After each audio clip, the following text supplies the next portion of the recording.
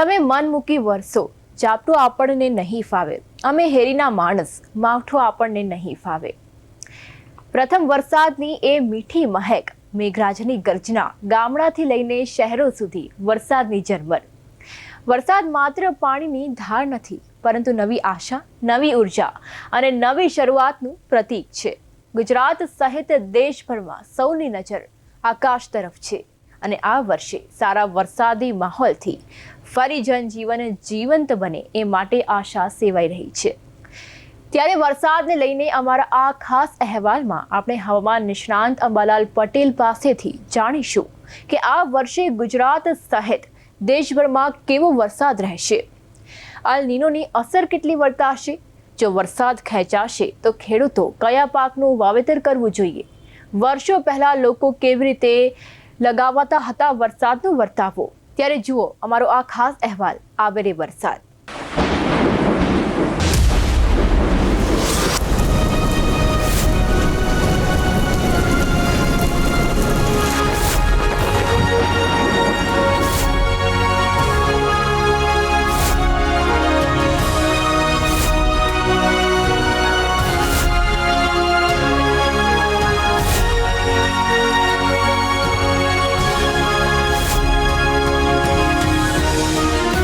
ચોમાસાની આતુરતાથી રાહ જોવાઈ રહી છે, પરંતુ સવાલ એ છે કે મેઘરાજા આખરે ક્યારે કરશે ધમાકેદાર એન્ટ્રી? ચોમાસું ખરેખર ક્યારથી એક્ટિવ થશે અને રાજ્યમાં ક્યારથી વરસાદનો રાઉન્ડ શરૂ થશે? ત્યારે આપણે જોઈશું કે આ મામલે હવામાન નિષ્ણાંત અંબાલાલ પટેલ શું કહે છે. આ વર્ષે ગુજરાતમાં ચોમાસાની રાહ જોવાઈ રહી છે. મેઘરાજાની એન્ટ્રીને લઈ લોકોમાં ઉત્સુકતા વધતી જાય છે. ત્યારે ગુજરાતમાં વર્ષે ચોમાસું ક્યારે બેસશે તેને લઈ હવામાન નિષ્ણાંત અંબાલાલ પટેલે જણાવ્યું કે 22 જૂનથી ચોમાસું વિધિવત રીતે એક્ટિવ થઈ જશે. ત્યારબાદ 23 જૂનથી રાજ્યમાં વરસાદ પડવાની પૂરેપૂરી સંભાવના છે.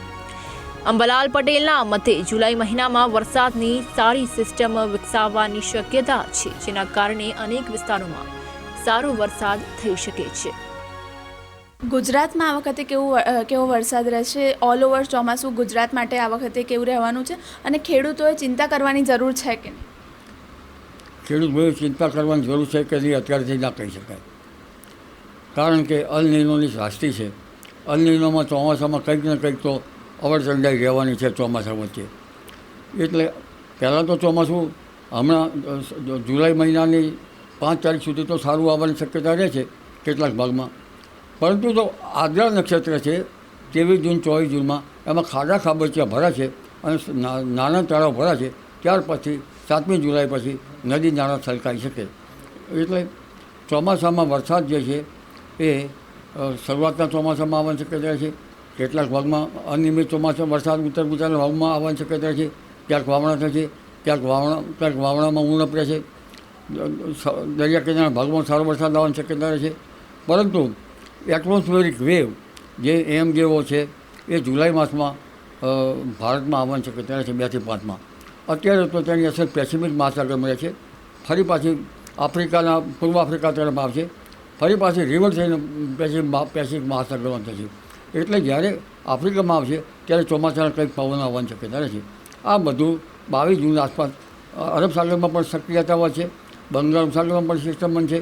એટલે વરસાદ આ માસના અંતમાં, જુલાઈની શરૂઆતમાં અને ત્યારબાદ 7મી જુલાઈ બાદ વરસાદ થવાની શક્યતા રહે છે. ઓગસ્ટ માસમાં અલ નીનોની શાસ્તિ છે તે વચ્ચે લગભગ આ હિન્દ મહાસાગરનું હવામાન સાનુકૂળ રહેતા ઇન્ડિયન ડાયપોલ કંઈક સક્રિય રહેતા કંઈક ઓગસ્ટમાં વરસાદ થઈ શકે અને થોડો ઘણો વરસાદ તો છેક સપ્ટેમ્બર સુધી થવાની શક્યતા રહે છે, ઓક્ટોબર સુધી થવાની શક્યતા રહે છે.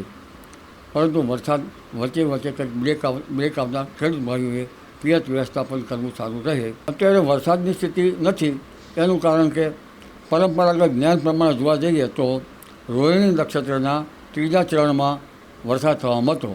એ 3જા ચરણમાં વરસાદ થાય તો વાયુ ફૂંકાય, એટલે આ વાયુ ફૂંકાઈ રહ્યું છે. પરંતુ ધીરે ધીરે લગભગ 20 જૂન સુધીમાં, ખાસ કરીને 18 જૂનની આસપાસમાં પ્રી મોન્સૂન એક્ટિવિટીનો વરસાદ થવાની શક્યતા છે.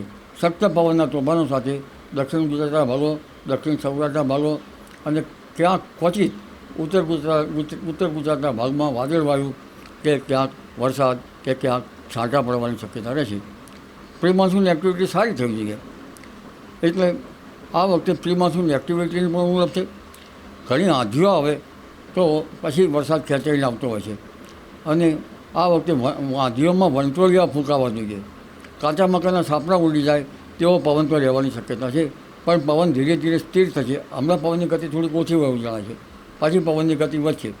પવન સ્થિર થાય. કઈ તારીખથી ચોમાસાની એન્ટ્રી થઈ શકે? તમારી આગાહી પ્રમાણે કઈ તારીખથી ચોમાસું ગુજરાતમાં પ્રવેશ કરશે?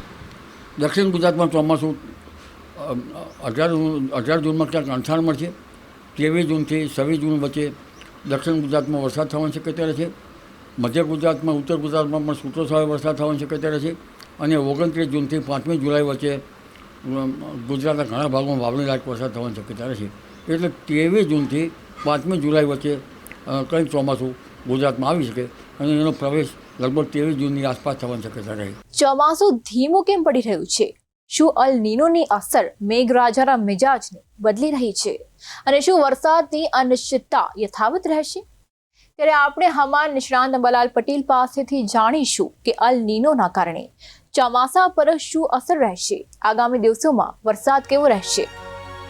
આ વર્ષે અલ નીનોની અસરને કારણે હવામાનમાં મોટો ફેરફાર જોવા મળી રહ્યો છે. ચોમાસાની ગતિ અને વરસાદના પ્રમાણને લઈને હવામાન નિષ્ણાતો સતત નજર રાખી રહ્યા છે અને ચિંતા વ્યક્ત કરી રહ્યા છે, જેને લઈ હવામાન નિષ્ણાંત અંબાલાલ પટેલના જણાવ્યા અનુસાર અલ નીનોની અસરના કારણે ગુજરાતમાં ચોમાસું ધાર્યા પ્રમાણે આગળ વધી નથી રહ્યું.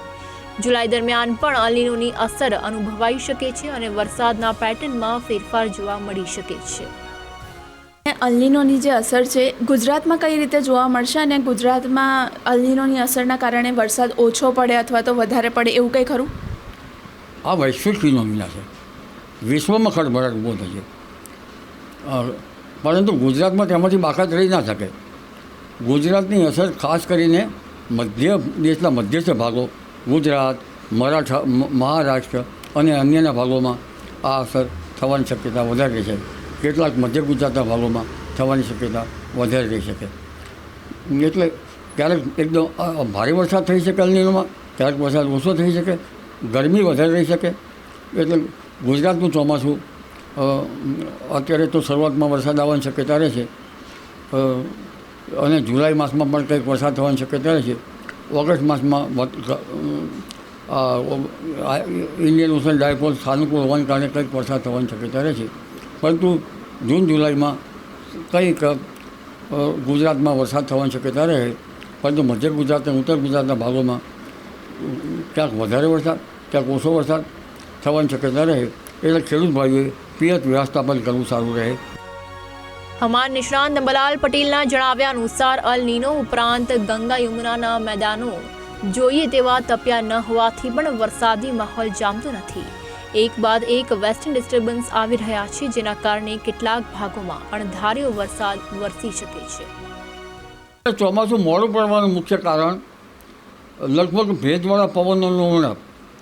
વચ્ચે અરબ સાગરના ગરમ પવનો આવી રહ્યા હતા. આ ઉપરાંત અરબ સાગરમાં પણ ગતિવિધિ નથી અને બંગાળ સાગરમાં પણ ગતિવિધિ નથી. બંને સાગરોમાં કંઈક લો પ્રેશર બને તો વરસાદ થાય ને. એટલે અને મુંબઈથી ચોમાસું અટકી ગયું. કારણ કે મુંબઈથી ચોમાસું અટકી જવાનું મુખ્ય કારણ અરબ સાગરનો ભેજ અને અરબ સાગરની શાખા અને બંગાળની શાખા એક સરખી ચાલે તો અને આ શાખા સરખી ચાલતા ચાલતા બંને વચ્ચે ખાંચો ન પડે તો ચોમાસું સારું આવે. બીજું કારણ કે આ વખતે વેસ્ટર્ન ડિસ્ટર્બન્સ એક પછી એક આવી રહ્યા છે. પશ્ચિમી વિક્ષોભ આવે તો ગંગા જમનાના મેદાનો તપે નહીં. ગંગા જમનાના મેદાનો તપે તો લો પ્રેશર થાય. એટલે એક ઉણપ છે. એક પછી એક પાછું 18મી જૂને પાછું એક મોકાણ થવાની છે, એક વેસ્ટર્ન ડિસ્ટર્બન્સ આવશે.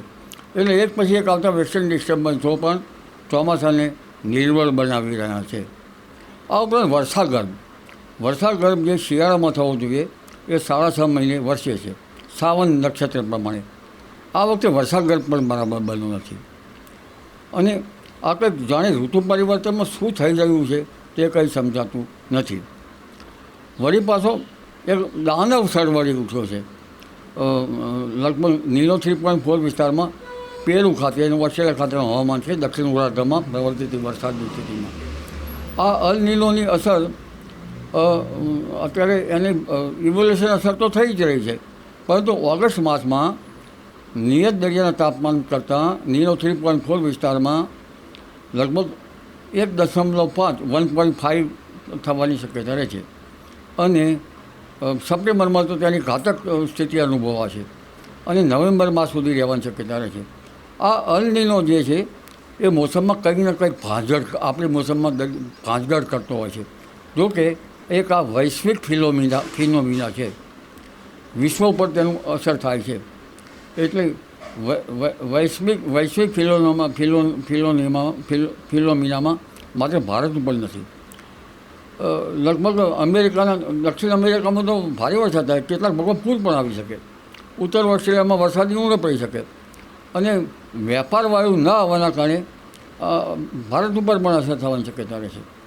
ભારત ઉપર જ્યારે સોમાલિયાના ભાગો, પૂર્વ આફ્રિકાના દરિયાના ભાગો જે છે ત્યાં અને ઇન્ડોનેશિયાના ભાગોમાં આ ભાગોનું હવામાનની પણ અસર થતી હોય છે. આ હવામાન સાનુકૂળ હોય તો પછી અલ નીનો હોવા છતાં પણ સારો વરસાદ ભારતમાં આવી શકે. ભેજ અને અરબ સાગરના બંગાળ ઉપસાગરમાં સક્રિયતા નહીં તે, બીજું એક પછી એક આવતા 25 વૃક્ષો જે ગંગા જમના મેદાનમાં લો પ્રેશર કરી શકતા નથી.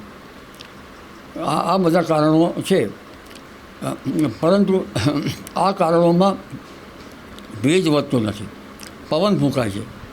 એટલે એક ધારો પવન ફૂંકાય અને ખેડૂતો કાગળ ડોળે રાહ જોવે એવી સ્થિતિ અત્યારે છે, પરંતુ એ સ્થિતિમાં હવે સુધાર થવાની શક્યતા રહે છે.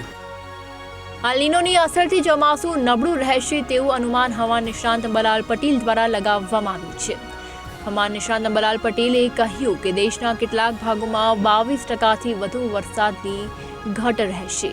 દેશના વિવિધ ભાગોમાં ચોમાસું 86, 88 અને 90% સુધી રહી શકે છે. દરિયા કિનારાના ભાગોમાં ચોમાસું 92% રહી શકે છે. ખેડૂતોના સાવચેત કરતા તેઓએ કહ્યું કે ખેડૂતોએ પિયતની વ્યવસ્થા કરવી પડે તેવી સ્થિતિ થઈ શકે, કારણ કે આ વર્ષે ચોમાસામાં બ્રેક આવવાની શક્યતા વધારે છે. હવે વરસાદ તો તારીખ 23 થી 26 જૂનમાં આવવાની શક્યતા રહે છે. આદ્રા નક્ષત્ર કહેવામાં આવે એ લગભગ દક્ષિણ ગુજરાતના ભાગોમાં આવવાની શક્યતા રહે છે, કેટલાક મધ્ય ગુજરાતના ભાગોમાં આવવાની શક્યતા રહે છે અને ઉત્તર ગુજરાતના છૂટાછવાયા ભાગોમાં આવવાની શક્યતા રહે છે. તારીખ 19 થી 22 જૂનમાં બંગાળના ઉપસાગરમાં એક લો પ્રેશર બનવાની શક્યતા રહે છે અને લો પ્રેશરના કારણે તેના ભેજના કારણે ઉત્તર ગુજરાતના ભાગો, પૂર્વ ગુજરાતના ભાગો, મધ્યપ્રદેશના ભાગો સુધી વરસાદ આવવાની શક્યતા રહે છે. ક્વચિત પૂર્વ ગુજરાતના ભાગોમાં 1 ઇંચ વરસાદ, કે ક્યાંક થોડોક ઓછો, કે ક્યાંક 2 ઇંચ અને કદાચ કોઈ 3 ઇંચ અને કદાચ જે સારી સિસ્ટમ બને તો 4 ઇંચ વરસાદ આવી શકે. એટલે કોઈ જો સારી સિસ્ટમ બને તો બધે વાવણી થશે, નહીંતર કોઈ ભાગમાં વાવણી અને કોઈ ભાગમાં વાવણીની ઉણપ દેખાશે. એટલે ઉત્તર ગુજરાતના ભાગમાં ચોમાસું કંઈક કહેવડાવે એવું કદાચ બની શકે, પરંતુ દક્ષિણ ગુજરાતના ભાગોમાં ચોમાસું સારું રહેશે. દક્ષિણ સૌરાષ્ટ્રના ભાગોમાં ચોમાસાનો વરસાદ શરૂઆતનો સારો હોવાની શક્યતા રહે છે, પરંતુ આ વખતે મધ્ય ભાગો છે ભારતના, એમાં ગુજરાત, મહારાષ્ટ્ર, મધ્યપ્રદેશના કેટલાક ભાગો અને અન્ય મધ્યસ્થ ભાગો દેશના, એમાં કંઈક અલ નીનોની અસર થવાની શક્યતા રહે છે. એટલે આ વખતે અલ નીનોની અસર વચ્ચે ચોમાસું ઘણી વખત હાલક દોલક રહેવાની શક્યતા રહે છે. કદાચ ચોમાસામાં બ્રેક આવે ત્યારે ખેડૂત ભાઈઓએ પિયત વ્યવસ્થાપન કરવું સારું રહે. એમ નથી કે વરસાદ નહીં થાય, ક્યારેક વરસાદ અલ નીનોમાં 88%, ક્યારેક 82%, તો ક્યારેક વધારે થઈ શકે. દરિયા કિનારાના ભાગોમાં ક્યારેક વધારે પણ થઈ શકે, ક્યારેક સામાન્ય પણ થઈ શકે, પરંતુ વરસાદમાં કંઈક ને કંઈક ભાજગડ તો થવાની શક્યતા રહે છે. વરસાદના પરંપરાગત ચિહ્નો કેમ વિસરાયા? બદલાતા હવામાન અને વરસાદની નવી પેટર્ને આગાહીઓને ખોટી સાબિત કેવી રીતે કરી? ખેડૂતો અને હવામાન જાણકારોમાં આ ચર્ચા કેમ તેજ બની છે? આખરે વરસાદના વર્તનમાં આવતો આ મોટો ફેરફાર શું સંકેત આપે છે? હવામાન નિષ્ણાંત અંબાલાલ પટેલે જણાવ્યું કે આ અલ નીનોના કારણે વરસાદના વર્તાવાની પેટર્ન બદલાવાના કારણે પરંપરાગત ચિહ્નોથી વરસાદ કેવો રહેશે તે તરફ જોવું પડશે. તેતર પક્ષી પોતાની જે જોડી છે એને શોધે, આકાશમાં સમય ઘુમરાવ લે, ઈંડાવાળી કીડીઓ લગભગ 12 ઈંડા લઈને આવે અને દાણા જે છે બહાર નાખેલા દાણા અંદર ના લઈ જાય, અંદરના દાણા બહાર કાઢે, કરોળિયા ઘરમાં દાણા બાંધવા માંડે અને ટીટોળી આકાશમાં ઉડીને અવાજ કરે. એટલે હવે આ પરંપરાગત ચિહ્નો પર જવું પડશે, કારણ કે જે વૈજ્ઞાનિક ધોરણે જે માપવામાં આવે છે હવાના દબાણ, હવાનો ભેજ, તે ભેજ હવે કુદરતી ભેજ તરફ જવું પડશે, કારણ કે આ વખતે અલ નીનો છે. જ્યારે મહત્તમ ભેજ અને ન્યૂનતમ ભેજમાં તફાવત ઘણો ઓછો આવે ત્યારે જ વરસાદ થતો હોય છે. જ્યારે રોટલી બનાવવામાં આવે કે ઘરમાં ગૃહિણી ઘઉંના લોટની રોટલી બનાવતી હોય કે ગમે તે, ત્યારે રોટલી બનાવવાનું બંધાય નહીં ત્યારે ભેજ આવે ગણાય. મીઠામાં લગભગ ભેજ આવે તો ત્યારે જ ખ્યાલ આવે કે ભેજ આવે છે. પરંતુ વળની વળવાઈઓ લગભગ વેચ સવા વેચની થાય તો પછી એમ કહેવાય કે ભેજ આવે ગણાય. એટલે આ આપણા પરંપરાગત ભેજ માપક સાધનો છે એની તો ઉણપ છે, એ તો જણાતા જ નથી. સૂકો પવન એમ જણાવશે. આગામી 2 મિનિટમાં આપણે જોઈશું કે વાવાઝોડા અને વીજળીને લઈને કોઈ નવું સંકટ તોડાઈ રહ્યું છે. શું ભારે વરસાદ સાથે વીજળીના કડાકા ભડાકા લોકો માટે જોખમ બની શકે છે? કયા વિસ્તારોમાં સૌથી વધુ અસર જોવા મળી શકે? હવામાન અચાનક આવી રહેલા ફેરફારો વચ્ચે અનેક સવાલો ઊભા થયા છે અને શું લોકોને અત્યારથી જ સાવચેત રહેવાની જરૂર છે? ચોમાસામાં વીજળીને લઈ અંબાલાલ પટેલે જણાવ્યું કે વીજળી વાદળોમાં ઘર્ષણથી બને છે. ગરમ હવા ઉપર જાય ત્યારે વાદળોમાં ધન અને ઋણ ચાર્જ એકત્ર થાય છે. આ અસંતુલન વધતા વીજળી ઉત્પન્ન થાય છે. જ્યારે ચાર્જ ધરતી તરફ ડિસ્ચાર્જ થાય ત્યારે વીજળી પડે છે. તેમણે કહ્યું કે ગરમી અને ભેજ વધે ત્યારે ગાજવીજ સાથે વીજળી પડવાની શક્યતા વધી જાય છે અને સાવચેતી રાખવી જરૂરી છે. વરસાદની શરૂઆત થઈ પછી વીજળી પડવાના સમાચાર પણ આપણે જોતા હોઈએ છીએ. વીજળી પડવાના કયા કયા કારણો લાગે છે તમને? આકાશમાં રહેલા વાદળો એકબીજા વાદળો અથડાય, નેગેટિવ પોઝિટિવ ચાર્જ થાય, એટલે આ બંને વચ્ચેથી જે વીજળીનું પ્રપાત તણખા ધરે, જેના કારણે વીજળી છેક જમીનના ભાગ સુધી આવી શકે. અવાજ પછી આવે, કારણ કે અવાજ પ્રકાશને અવાજમાં તફાવત છે બંનેના વચ્ચે. એટલે વીજળી નેગેટિવ પોઝિટિવ ચાર્જ અને આ વાદળો એકબીજાથી અથડાવાથી થતી હોય છે. વાવાઝોડા વિશે વાત કરતા અંબાલાલ પટેલે જણાવ્યું કે વાવાઝોડા સમુદ્રના ગરમ પાણીથી સર્જાય છે. જ્યારે સમુદ્રનું તાપમાન વધે અને નીચા દબાણનું ક્ષેત્ર બને ત્યારે પવન ઝડપથી ફરવા લાગે છે અને વાવાઝોડું બને છે. આ વખતે સમુદ્રમાં એવી અનુકૂળ પરિસ્થિતિ ન બનતા વાવાઝોડા સર્જાયા નથી. તેમણે કહ્યું કે હવામાનના સંતુલનના કારણે હાલમાં વાવાઝોડાનો ખતરો ઓછો રહ્યો છે અને લોકો માટે રાહતની સ્થિતિ છે. અને વાવાઝોડા આવતા હતા એના કરતાં અત્યારે હાલ વાવાઝોડાની પણ સંખ્યા વધી છે અને વાવાઝોડાનું જોખમ પણ વધ્યું છે. વાવાઝોડું આવે એના કયા કારણો હોઈ શકે? વાવાઝોડા લગભગ ઉનાળામાં એપ્રિલથી જૂન અને શિયાળામાં ઓક્ટોબરથી ડિસેમ્બર આવતા હોય છે. આ વખતે વાવાઝોડા ક્યાં આવ્યા છે? અરબી સમુદ્રમાં વાવાઝોડું આવવું જોઈએ, બંગાળ ઉપસાગરમાં વાવાઝોડું આવવું જોઈએ. વાવાઝોડા થવાનો હતા, દરિયાનું સી ટેમ્પરેચર લગભગ 30 ડિગ્રી હતું. સાનુકૂળતા હોવા છતાં ઉપલા લેવલના પવનો, વર્ટિકલ વિન્ડ શેર અને એમજીઓની ગેરહાજરી, મેડિન જુલિયન ઓસિલેશન, એટમોસ્ફિયરિક વેવની, આ મને કારણ જણાય છે. એટલે આ વખતે લો પ્રેશર જેવું તો બન્યું, પણ અરબ સાગરમાં વાવાઝોડા નથી આવ્યા, બંગાળ ઉપસાગરમાં પણ તોફાન બન્યા નથી. તોફાન બનશે કે ટ્રોપિકલ વેવ તો પેસિફિક મહાસાગરમાં બને અને અન્ય કદાચ અમેરિકામાં ક્યાંક વાવાઝોડા બની શકે. બાકી આ વખતે વાવાઝોડાની ઉણપ રહી છે. હવે આપણે આગળ જોઈશું કે બદલાતી વરસાદી પેટર્ન અને અલ નીનોની અસર ખેતી માટે ચિંતાનો વિષય બની રહી છે. શું અનિયમિત વરસાદ ખેડૂતોની મહેનત પર પાણી ફેરવી શકે છે? વાવણીથી લઈને પાકના ઉત્પાદન સુધી શું મોટું જોખમ ઊભું થઈ રહ્યું છે? ખેડૂતોના મનમાં અનેક સવાલો છે. ત્યારે હવામાનના બદલાતા મિજાજ પાછળનું કારણ શું છે અને આગામી દિવસોમાં ખેતી પર તેની કેટલી અસર પડી શકે, જાણીએ આ ખાસ અહેવાલમાં. આ વખતે ચોમાસામાં વરસાદની ગતિમાં ફેરફાર જોવા મળી શકે છે, જેના કારણે ખેતી પર અસર પડી શકે છે. જેને લઈ અંબાલાલ પટેલે જણાવ્યું કે ખેડૂતોને સાવચેત રહી પાકની પસંદગી કરવા સલાહ આપી છે. ઓછા પાણીમાં ટકાઉ પાક જેમ કે બાજરી, જુવાર અને કઠોળ વાવવાનું સૂચન કર્યું છે. વધુ વરસાદની સ્થિતિમાં યોગ્ય ડ્રેનેજ અને સમયસર વાવેતર જરૂરી હોવાનું પણ જણાવ્યું છે. વરસાદ જો અનિયમિત રહે તો જે ચોમાસાની સિઝનના જે પાક હોય છે તેની પર આની કેટલી અસર થઈ શકે? મોટી અસર થઈ શકે. કારણ કે પરંપરાગત પાક છે એના કરતાં ઓછા વરસાદવાળા પાક અને વધારે વરસાદ થઈ જાય તો એની સામે ટક્કર ઝીલવાવાળી વેરાયટીઓ તૈયાર કરવી પડે. હવે બિયારણની જે બીજની વેરાયટીઓ જે છે એમાં કંઈક ફેરફાર કરવાની જરૂર રહી શકે. ઘણી વખત ચોમાસામાં અનિયમિતતા હોય તો ઘાસચારાના પાકો પણ કંઈક જે હળવા વરસાદના થતા હોય હળવું વરસાદ એવા ઘાસચારાના પાકો થઈ શકે. કારણ કે ઘણા ઘાસચારાના પાકોને વધારે વરસાદ જરૂર પડે છે, ઘણા ઘાસચારાના પાકોને વરસાદ ઓછી જરૂર પડે છે. ખાસ કરીને બાજરી જેવો પાક ખરીફમાં થઈ શકે પણ વચ્ચે પિયત આપવું પડે. મને જુવાર જેવો પાક છે એને થોડીક પાણીની જરૂર વધારે રહેતી હોય છે, પરંતુ તેનું જે જુવાર છે એને પકાવવામાં ન આવે અને ખાસ માત્ર એના ડૂંડા આવી જાય તો એને બાચું કહેવામાં આવે છે. આવી બાબતો થઈ શકે.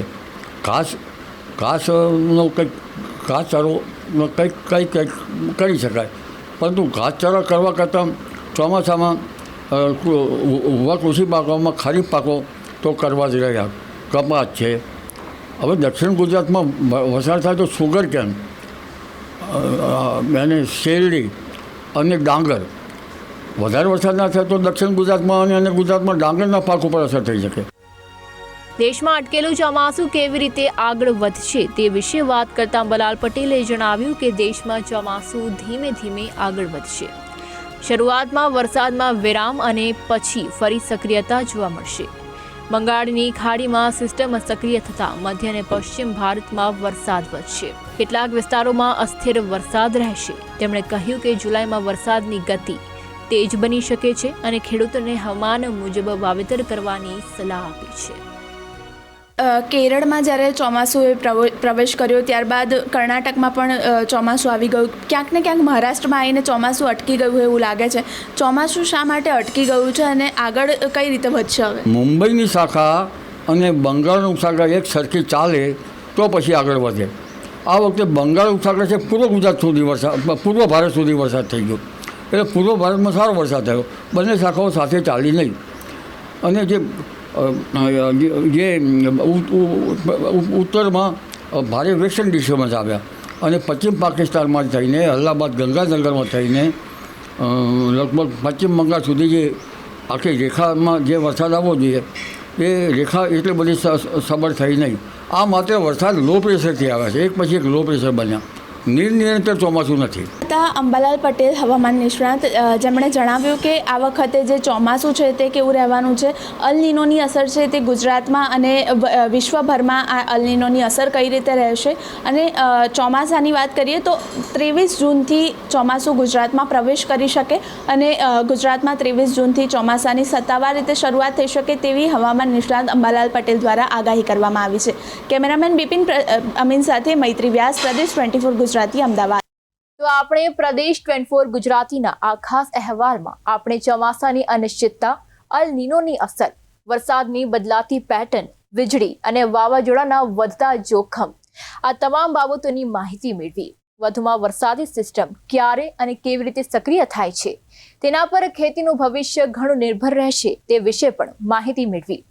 તેથી હવામાનની સત્તાવાર આગાહીઓ પર નજર રાખવી, વીજળી અને ભારે વરસાદ દરમિયાન સુરક્ષાના નિયમોનું પાલન કરવું અને ખેતી સંબંધિત નિર્ણયો સમજદારીથી લેવા એ સમયની માંગ છે. હાલ બસ આટલું જ. નમસ્કાર.